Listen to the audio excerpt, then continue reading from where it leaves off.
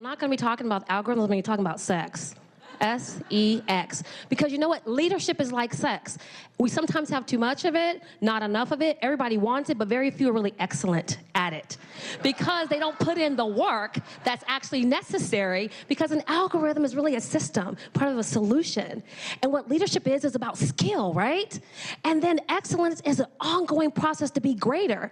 How many people are getting enough sex in the workplace, S-E-X, as I'm gonna explain it as an acronym. But how many of you would look at your leadership differently? Now, don't go to work in harassment. Patty just told us not to do that. So that's not what I'm saying. What I'm saying is that oftentimes, when we are thinking about how leadership works and everything that actually goes inside of leadership, we're not taking everything into consideration. We're not taking that our unique differences and the amount of work that it requires to be great at it. And it's something that you actually can learn, right, ladies? We'd like to make sure everybody learns the right way. And men, I'm sure. So what is the key to unlocking excellence? What is that key? What is it? I say it's sex. And I'll know, you know what? A great S.E.X, and I'm going to explain it to you in a minute. And so Wooden's pyramid of success, he agrees with me. He says, you know, he talks about cooperation, he talks about exuberance, he talks about, this is the fundamental basis of the pyramid, right? And he talks about loyalty. Isn't that what we would like in leadership? And so I say the key to excellence is sex. S-E-X. And see, my mentor, John Maxwell, wrote this really great book called The 21 Irrefutable Laws of Leadership. And so what I did when I was reading and studying this book, I realized that there are some great laws in there. And so the law of solid ground. And that is trust. Trust in leadership. How valuable is trust to a leader? If you had to rate it on 1 to 10, how would you rate trust? I would say that it's actually an 11. Because if you don't have trust in the workplace, how are people going to follow you? Because leadership is influence. Everything rises and falls on leadership. And if someone constantly breaks trust with you, can you truly, authentically follow them? Absolutely not. So you see how sex actually works into that? So the law of solid ground says you have to build trust. You have to display competence, connection, and character. And it takes courage to be a leader. It takes conscientiousness. It takes collaboration. And it takes a dose of patience, much like raising a child, right?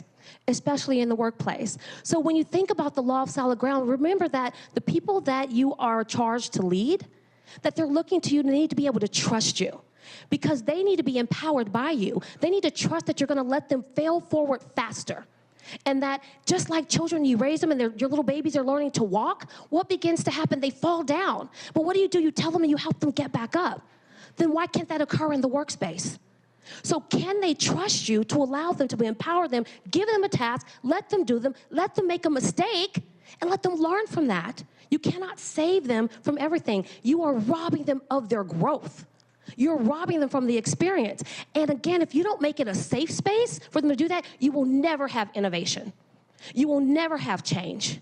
You will never have and be excellent in what you do. So if you want excellence in the workspace, give people the safe space to fail forward faster, because they trust you and they know that you're going to support them and you're going to help them, because you know what? That's somebody's child. When you're complaining about millennials, you're complaining even about baby boomers, that's somebody's baby. See, sex is always involved in the workspace. And my favorite is the X, the law of explosive growth.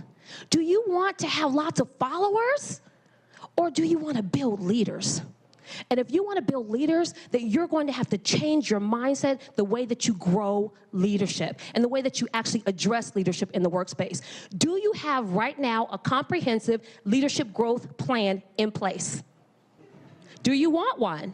And if you do, then change it. Do something about that. Because leadership is something you develop over time. And if you really want to magnify everything in the workspace, and you want innovation and excellence, you're going to have to spend time growing leaders instead of building a whole conglomeration of followers. And then you're wondering at the end why they won't do anything on their own. You never let them. You never let them grow up, much like your kids at home acting foolish. So what I want you to do is to think about significance versus simple success, because sex is good for the soul, and that everyone that you work with, that is somebody's baby.